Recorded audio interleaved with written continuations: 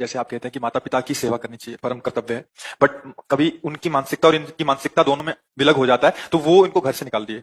किनको? ये पति पत्नी को घर से निकाल दिए, कह रहे हम आपकी सेवा स्वीकार नहीं करेंगे। इस परिस्थिति में क्या वो ऐसे राजी रहे कि कभी जरूरत पड़ेगा कि हम हाँ, वो हमें निकाल दिए हैं तो हम जाकर के जवान हैं, हम तब तक इंतजार करेंगे जब तक उन सुखपूर्वक वो रह रहे हैं। रहो आप, हम मेहनत कर लेंगे।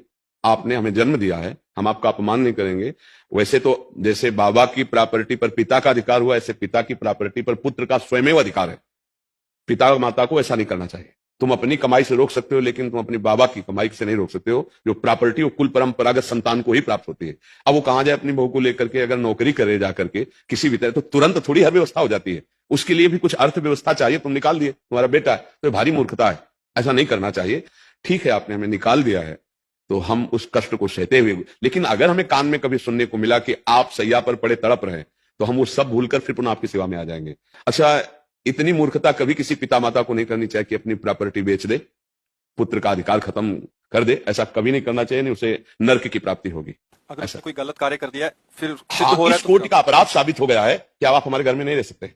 मान लो आप भाई होकर के बहन के साथ ऐसा व्यवहार कर नहीं रखेंगे, बाहर निकलो। वो बात अलग है कि कोई भारी महत अपराध कर दिया लड़के ने या ऐसा, तो बात अलग नहीं। ऐसे धर्म नहीं कहता कि आप बहू और बेटे को निकाल दो, इतना ऐसा नहीं, दुर्व्यवहार हो जाएगा।